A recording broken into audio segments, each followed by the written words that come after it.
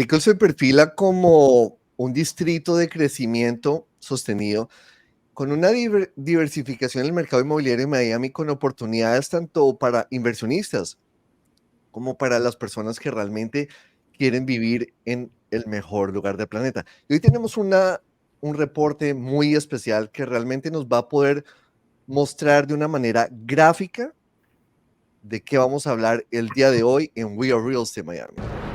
Para nadie es un secreto que en los últimos años el mercado inmobiliario en el sur de la Florida se ha disparado. Y es que para muchos invertir en Miami resulta a mediano y largo plazo en un excelente negocio.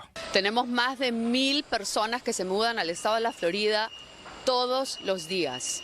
Eso significa de que el sur de la Florida lleva más o menos el 75% de esas personas que se siguen mudando aquí al sur de la Florida. Eso es sin contar los extranjeros que también adquieren propiedades aquí. Estos datos sorprenden. Durante el 2023, la Florida se sitúa como el principal destino de los compradores extranjeros en Estados Unidos, representando un 23% de las transacciones de estos compradores. En cuanto a la inversión latina, Miami sigue siendo el mercado preferido por los colombianos. Esto según un informe de la Asociación de Agentes Inmobiliarios de Miami. En estos momentos tenemos mucha gente de México, Colombia, Chile, Perú. Esos son los estados más fuertes ahorita de Sudamérica que se están moviendo. El área metropolitana de Miami, Fort Lauderdale y West Palm Beach es el mercado de compradores extranjeros más grande y atrajo al 47% de ellos entre los años 2022 y 2023. Pero Miami-Dade no se queda atrás. Compradores extranjeros invirtieron el año pasado 5.1 mil millones de dólares en viviendas a través de 6.200 transacciones. Estamos notando que definitivamente va a estar en Downtown Miami. Tiene una inversión de más de 10 billones de dólares en los próximos 5 años, tanto inversión privada como inversión pública. En cuanto a las facilidades para la inversión extranjera, los extranjeros siempre tienen habilidad de hacer financiamientos, pero en estos momentos, de la manera de las tasas de interés que están un poco altas, los extranjeros están viendo la posibilidad de sacar efectivo y comprar aquí en efectivo. La verdad, no necesitan o no están haciendo hipotecas. Y es que todo el mundo quiere vivir en el sur de la Florida y no perderse de nada. Nuestros vecinos, el astro mundial del fútbol Leo Messi, o uno de los hombres más ricos del mundo, el dueño de Amazon, Jeff Bezos. Esto por no nombrar la movida cultural y artística, los mejores restaurantes y las constantes visitas de grandes estrellas.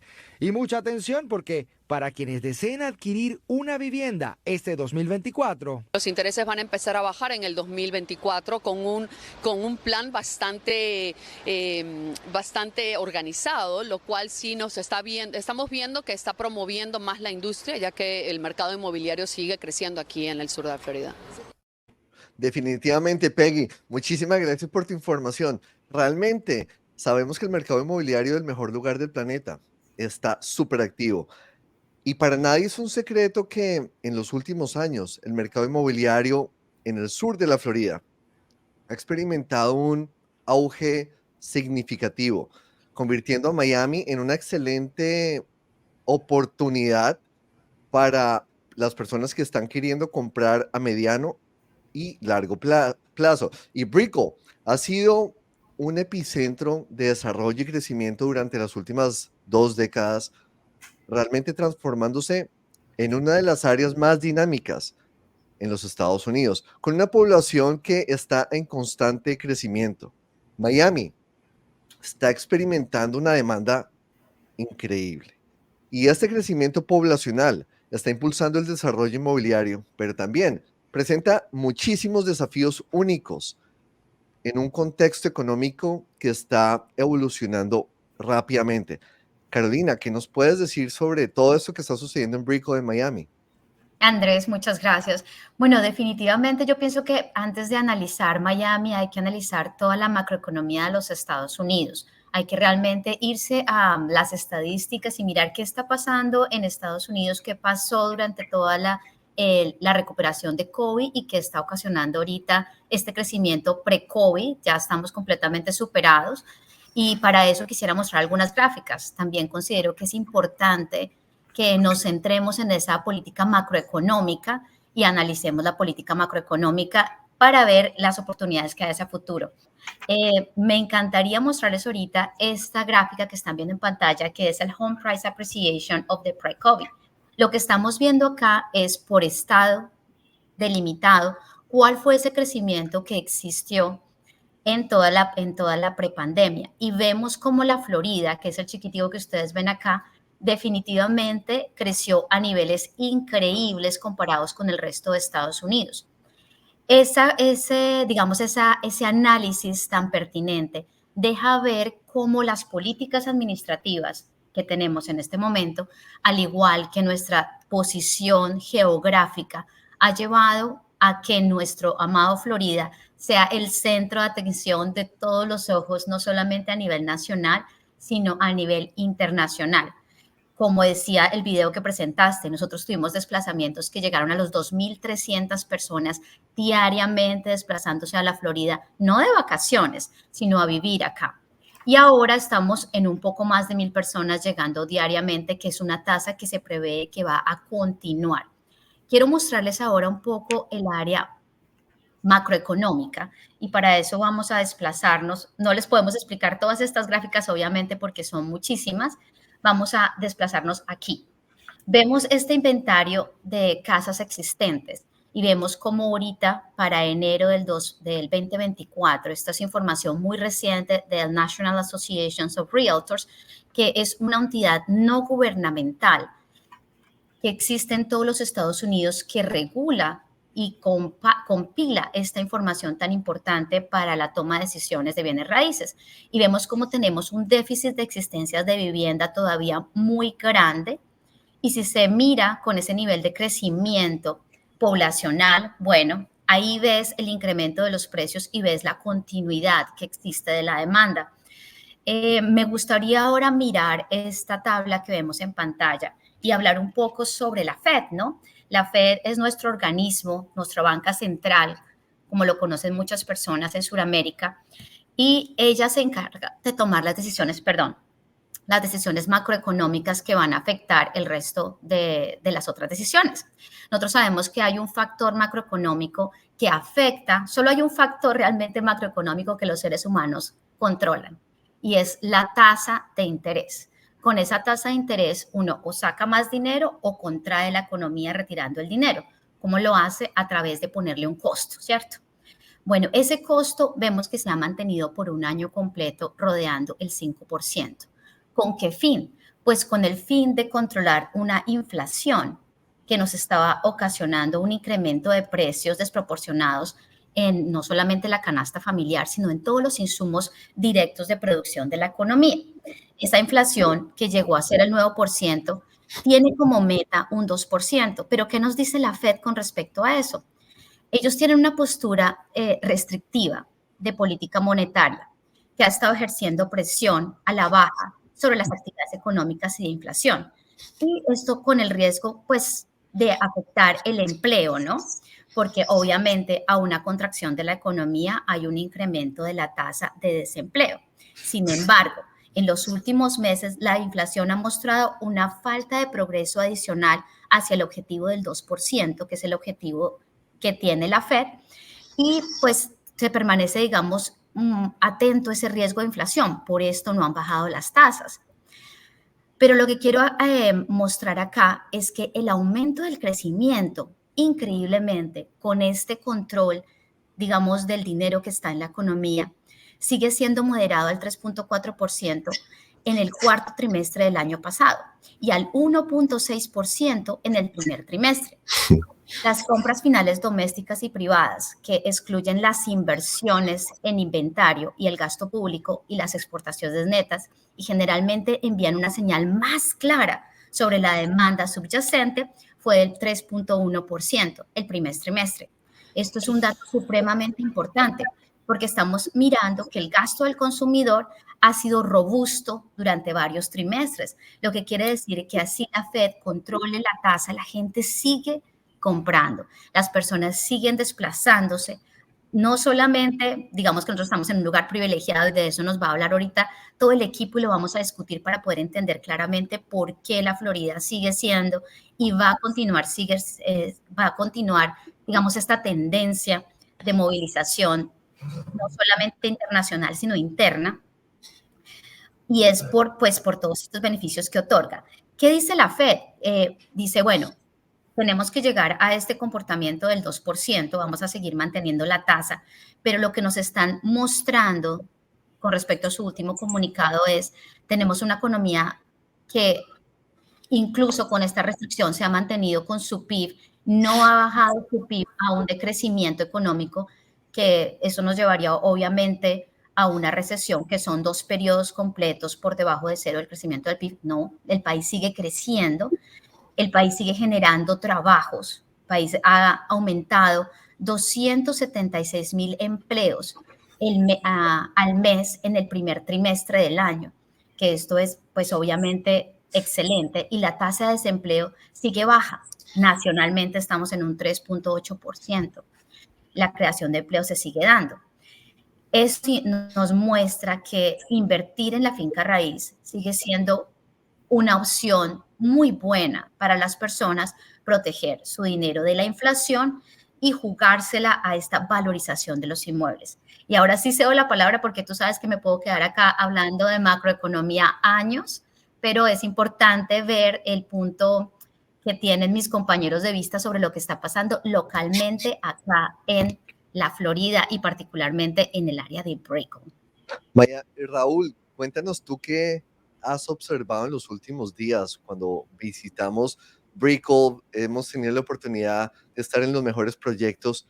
Cuéntanos qué has analizado de todo lo que hemos vivido en los últimos meses o años.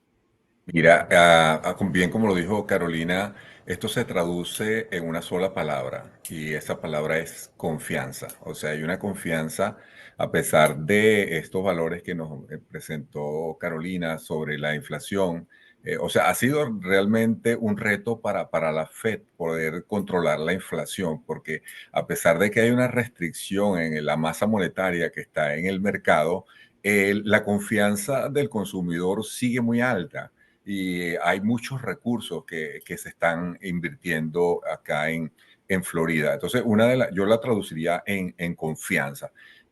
Una de las cosas que como inversionista extranjero y como grupo de inversionistas que nosotros manejamos en nuestras propias inversiones es la gráfica del inventario que nos mostró Carolina hace unos momentos, lo que significa que hay un déficit enorme todavía de propiedades. O sea, quizás el que no conozca el mercado inmobiliario de acá de la Florida o el mercado de los Estados Unidos, se asustaría al ver cuántos proyectos vienen en camino. Pero aún con todos estos proyectos que ya están permisados, muchos de ellos han comenzado a hacer sus excavaciones iniciales, más los que se están promocionando, aún así la demanda continúa muy, muy baja. Pero Armandito, que es un arquitecto y su pasión en esta materia, nos puede hablar un poco más de esto. Armandito, ¿qué opinas tú sobre ese déficit y el impacto que tiene para un inversionista? Sí, mira, Raúl, gracias. Es increíble. Si bien es cierto, la presencia de muchas grúas, muchas tampoco en el área central de Miami, significarían del orden de 15, 18 grúas que muestran el inicio de etapas de construcción de algunos proyectos significativos. Todos con un perfil muy similar. Torres muy altas de más de 50 pisos, con ofertas variadas, con tendencias de productos que mezclan los usos como respuesta a ciertas necesidades que han encontrado los desarrolladores que quieren satisfacer en un solo momento. Es increíble pensar que la suma de todos esos proyectos no alcanzan a cubrir el déficit cuantitativo que hoy existe en el sector. Y este déficit difícil de determinar, obviamente, porque las variables, como lo decía Carolina, de las personas que quieren invertir en Florida son tantas que no se puede medir de un solo lado.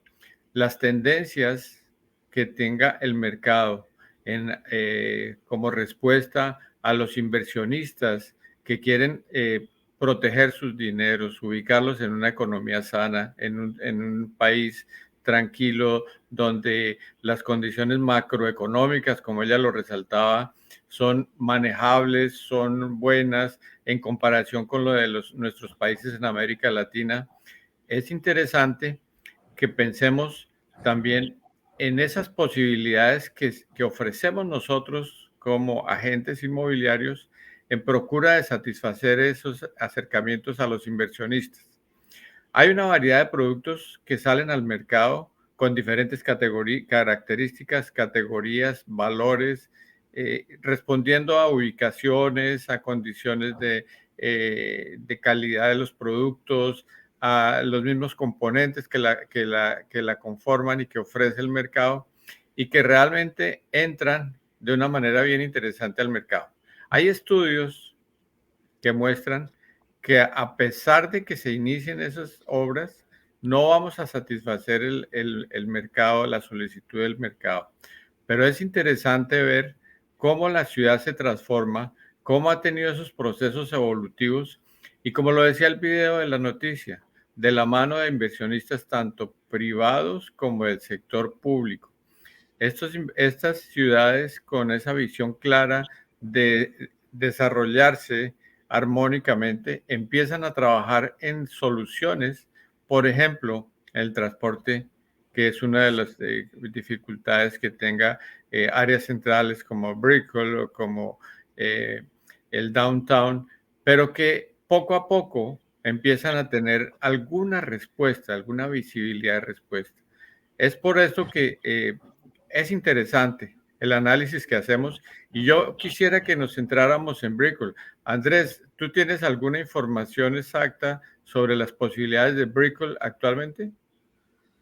Pues mira, Armando, Brickell realmente es un área de Miami donde hemos visto muchísimos desarrollos que van desde residencias de lujo, que después tendremos un programa dedicado a eso, hasta hoteles y espacios comerciales. Y cada uno ha sido diseñado para capitalizar y servir a esta creciente población que realmente no para. Es increíble. Yo estuve el fin de semana en el aeropuerto de Miami dejando a unos familiares. El tráfico es una locura. Realmente Miami es el lugar donde todos quieren estar y eso se ve reflejado en el aeropuerto. Y si nos enfrentamos a un panorama económico complicado, porque realmente lo es, lo que esto te va a pedir a ti como inversionista son estrategias que esperamos las analices cuidadosamente y las adaptes para que puedas manejar tanto las oportunidades como los desafíos del mercado, porque definitivamente cualquier inversión, no importa si estamos hablando de bienes raíces, de inmuebles o real estate, o estemos hablando de bonds o stocks, cualquier inversión tiene su riesgo. Y Florida se beneficia de un ambiente fiscal, el cual es muy favorable, lo que ha traído tanto a inversionistas como a Messi, por decirlo de esta manera. Y este fenómeno fiscal, combinado con el atractivo cultural y climático de Miami, sigue siendo un gran atractivo. Y es por eso que Miami está literalmente bajo el microscopio, bajo una lupa. Todo el planeta está enfocado en Miami.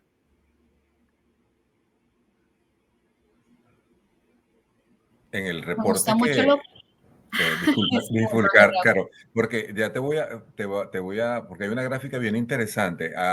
Como muchos saben, hay muchos desarrollos que se están haciendo a short rental y exactamente, entonces esa gráfica que Carolina le explica súper bien, nos puede hablar un tema cuando el cliente pudiera tener un temor de, oye, estoy invirtiendo en un short term rental. Aquí vemos cómo la demanda y la ocupación y la tasa de ocupación de este tipo de propiedades ha crecido, y la demanda para 2024 pues se proyecta que aún en crecimiento. Carolina, ¿qué nos puedes decir de esta gráfica?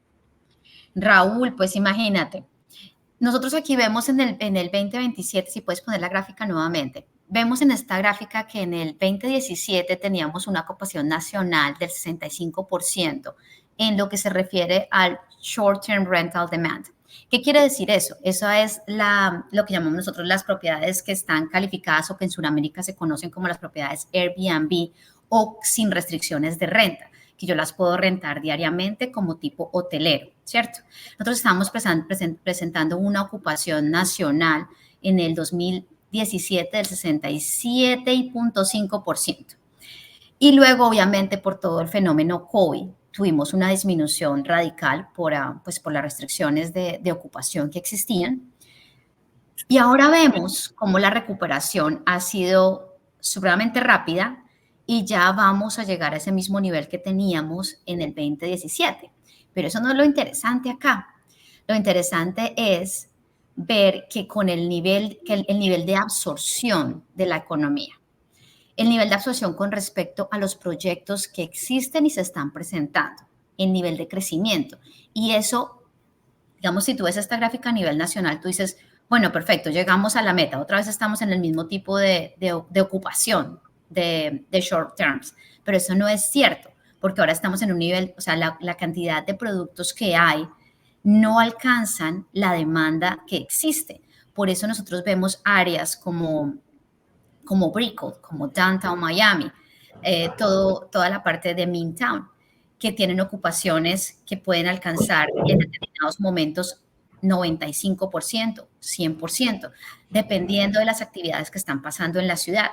Y vemos cómo esto ha llevado también a otras partes aledañas a lo que conocemos como Miami, digamos el Health District, a desarrollar proyectos masivos para acumular esta demanda latente de la ciudad.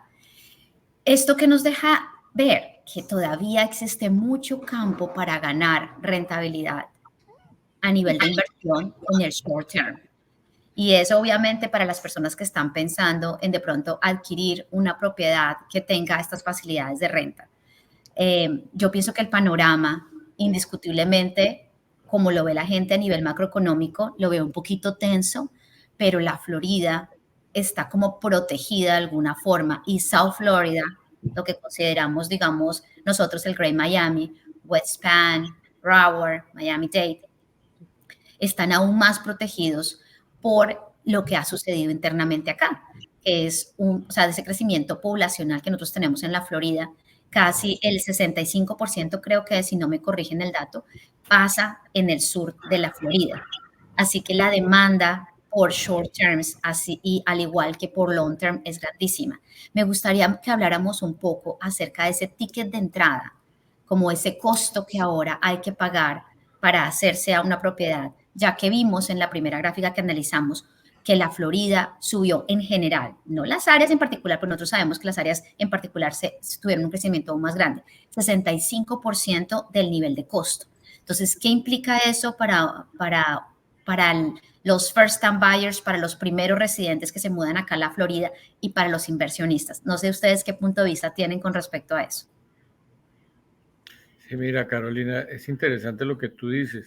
Habría que medir en el tiempo los efectos de este tipo de medidas en razón a que las ocupaciones en este tipo de servicio que se está popularizando en el mundo y desde hace mucho tiempo es muy fuerte en ciudades como Miami, sus áreas centrales. También existe una puja muy grande del sector hotelero por reposicionarse en la prestación de su servicio, y para lo cual tendríamos que ver qué comportamiento tiene en el tiempo este tipo de edificaciones que de pronto desprevenidamente liberan la posibilidad en el manejo de estas propiedades y van a permitir una guerra de precios interna que de pronto, yo no lo diría todavía con firmeza, puede generar una guerra de precios interna que afectaría las condiciones del mercado. Si bien es cierto, ofrece el mercado productos de calidad, el servicio complementario, quienes manejan esas aplicaciones y cómo participan en el mercado, es la dificultad que tendríamos que vencer en razón a poder mantener esos atractivos en la ciudad. Recuerda que cada vez que hay un evento, obviamente el comportamiento del mercado muestra esa variabilidad en la demanda y obviamente se refleja en los precios más altos, pero eso es cíclico y ese es el temor que de pronto algunos inversionistas pueden manifestar de ese comportamiento en el tiempo y en las condiciones de calidad del servicio que pueda prestar el operador en cada caso. Mira, y si hablamos de precios, cuando comparamos Brickell con otras ciudades globales importantes, encontramos que Miami ofrece un valor muy atractivo, lo cual es crucial para entender por qué continúa atrayendo inversionistas tan significativas o inversiones tan significativas, casi no lo puedo pronunciar. Recuerda que en el 2023 Florida se posicionó como el principal destino de compradores extranjeros en Estados Unidos, representando un 23% de sus transacciones. Eso es una locura, porque realmente somos un estado compitiendo con muchísimos más. Y Miami en particular sigue siendo el mercado preferido por los colombianos, como lo vimos en la noticia de introducción, lo cual es bastante interesante porque Colombia en estos momentos está pasando por una situación bastante complicada, se venía a venir, la gente no creyó y ahí están. Bueno, interesante el análisis que hacemos, pero igual a esto, en esta conceptualización que estamos haciendo de ciudad, valdría la pena plantear temas accesorios y yo quisiera dejarlo planteado, no desarrollarlo hoy porque no tenemos el tiempo, pero sí los fenómenos de gentrificación que producen el haber empezado esos desarrollos tan interesantes y tan atractivos para los inversionistas y para las personas que llegan del exterior. ¿Qué pasa con esas personas que vivían tradicionalmente en estos sectores en unas condiciones diferentes a las condiciones económicas que les hace la exigencia de estar compartiendo con unos habitantes de unas características económicas de una mayor capacidad? Es un tema bien interesante, analicémoslo, por favor. Ese tema me parece muy chévere y yo creo que Raúl tiene también un punto de vista parecido al mío. Y es, hay un mecanismo de distribución de la riqueza que pasa cuando, cuando estas ciudades o cuando hay estas gentrificaciones. Y lo que sucede es que la gente nueva que puede pagar el ticket de ingreso compra las propiedades, adquiere la rentabilidad que dan, las puede rentar porque cada vez el nivel de ingreso, yo le llamo el ticket de ingreso porque es lo que te cuesta ingresar para tener una propiedad y hacer con ella lo que necesites hacer, renta fija, renta variable, lo que vayas a hacer con ella. Entonces, yo lo que veo es que si usted no tiene una propiedad acá en la Florida, pues cómprela, si tiene con qué. ¿Por qué? Porque se viene un proceso de que muchas personas van a tener que rentar, porque no hay el ticket de entrada es muy alto. ¿Qué más pasa con eso? Y de pronto eso hay que seccionarlo en la Florida diferente. En el sur de Miami, si usted tiene una propiedad, pues perfecto, cómprese dos, porque realmente va a tener que, va a venir la gente a rentarla, de la renta que usted la necesite. Short term, long term. Pero a nivel de desplazamiento, esa gente que no puede acceder, ese first time buyer, esa persona que está comprando su primera casa para vivir en ella, no como inversión, se tiene que desplazar a nuestra hermosa Florida, que cuenta con otras áreas también de gran expansión y gran desarrollo, como Central Florida, todo lo que llamamos el Orlando Grande, ¿cierto? Toda la parte de Orlando Grande, y el North Florida, que está empujando pues altísimamente, toda la parte de Jacksonville. Y yo pienso que ese desplazamiento va a ser natural porque ya se está viendo. La gente en Florida Sur está vendiendo sus propiedades o las está rentando y se está reacomodando en Florida Central, que tiene obviamente más espacio, y si es un poco más americanizado y ya no está en esa etapa, digamos, de trabajo constante, porque Orlando tiene muchísimo trabajo, se van más hacia el norte. Entonces, nuestra Florida lo tiene todo a todos los niveles. Lo que sí no tiene es mucho tiempo, porque esto va a continuar creciendo. Entonces, usted tiene poco tiempo para pagar ese ticket de ingreso, en mi opinión. Completamente de acuerdo contigo, Carolina. Y volviendo al tema de la confianza que hablamos un poco al principio, eh, ¿por qué Florida o por qué los Estados Unidos es un destino preferido para los inversionistas? Si bien vemos cómo ya los números post-COVID muestran una recuperación de la economía y una normalización y crecimiento sostenido, vemos como todavía otros países para nosotros que somos de la cultura occidental, estaríamos poniendo los ojos en Europa. Europa todavía está luchando con problemas del 2008, de la crisis global que hubo en el 2008. Entonces, ¿qué significa esto? Que el respaldo que hay hacia los Estados Unidos, el respaldo de la economía, las políticas que se manejan aquí, el tema que quizás no, lo vemos desde el punto de vista capitalista, capitalismo que tenemos acá, gracias a que tenemos ese capitalismo fuerte, hace que la confianza aún esté más enfocada en nuestro país y en nuestro estado en particular. Los números que hablamos al principio demuestran ese crecimiento y esa confianza que el consumidor tiene. La baja, ¿no? Florida y Miami en particular tiene una tasa de desempleo muy inferior inclusive al resto de la nación. Está por debajo del 2%, si no me equivoco, y me pueden corregir si estoy equivocado. Pero eso hace, como dice Carolina, que el tiempo se acorta, el tiempo de invertir y pagar ese ticket de entrada es ahora. Hay una gráfica muy comparativa, no sé si Andrés la tiene por ahí a mano, sobre los costos de por pie cuadrado o metro cuadrado de Miami con relación a otros países. Es una gráfica muy interesante, si no la tenemos en este momento se las vamos a presentar en otro programa porque estos temas económicos los vamos a seguir tratando, donde vamos a ver que Miami sigue siendo una de las ciudades más económicas, siendo una de las ciudades de mayor crecimiento y de más enfoque en los inversionistas, sigue siendo una muy buena oportunidad para aquellos que quieran resguardar y hacer crecer su patrimonio. Definitivamente, Raúl, Miami-Dade es una locura, ya que ha logrado atraer a miles y miles y miles de inversionistas extranjeros, los cuales han invertido $5.1 billones en viviendas a través de 6.200 transacciones en el 2023.